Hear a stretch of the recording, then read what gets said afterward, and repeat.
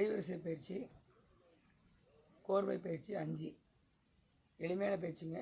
கோர்வை பயிற்சிங்கிறது எல்லாராலையும் செய்யக்கூடிய ஒரு சாதாரணமான பயிற்சி பாடம். ஓகேங்களா? பயிற்சிக்கு போகலாம் வாங்க. இதை பாருங்கள், இந்த பயிற்சி ஒரு முறை செஞ்சு காட்டுறோம். பாருங்கள், நிலையில் நிற்கிறோம், பூமி தொட்டு வணங்குறோம். இதை பாருங்கள், சைடு வச்சு 2 கையில் நல்லா பிடிச்சி பாருங்கள். 1 2 அப்படியே பாருங்கள். வெட்டு 3 4 ஏறி குத்து கொடுத்து சைடில் அறுப்பு கொடுத்து அப்படியே வெட்டு போடுறோம்.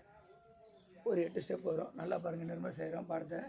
இந்த பாருங்கள், 1 2 சைடு வச்சு 3 4 ஏறி குத்து 5 சைடில் அப்படியே அறுப்பு 6 7 8.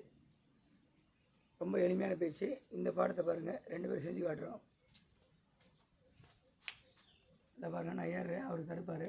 இந்த பாருங்கள் 1 2 இந்த பாருங்கள் 3 4 இந்த பாருங்கள் குத்து 5 6 7 8. இந்த பாருங்கள் 1 2 அடுத்து 3 4 5 6 7 8. இந்த பயிற்சி செய்யும்போது இந்த வீச்சு பார்த்திங்கன்னா 2 கையில் வீச்சு பிடிச்சிக்கணும். சில பேர் ஒரு கையில் பண்ணுவாங்க. அது கம்பு வந்து நல்லா பேலன்ஸ் பண்ணக்கூடிய திறமை இருந்தால் பேலன்ஸ் பண்ணிக்கலாம். பெரும்பாலும் 2 கையில் பிடிச்சி செய்கிறது சிறப்பு. ஒரு கையில் செய்கிறனால இந்த பாடத்தை செய்யலாம். ஒரு கையில் பாருங்கள், ஒரு முறை இந்த கம்பு நல்லா பேலன்ஸ் பண்ண தெரிஞ்சால் இந்த ஒரு கையில் பிடிச்சி இந்த பாடத்தை நம்ம அடியே எடுத்து செய்யலாம், பயிற்சி செய்யலாம். ஒரு கையில் 1 2 3 4 5 6 7 8. பாடத்தை பாருங்கள், இன்னும் ஒரு முறை நல்லா செய்கிறேன். முடிஞ்சளவுக்கு 2 கையிலே செய்யுங்க. அது என்ன சிறப்பு, 2 கையில் பிடிச்சிருக்கும் போது நல்லா பேலன்ஸ் வந்து ஃபினிஷிங் நல்லாயிருக்கும்.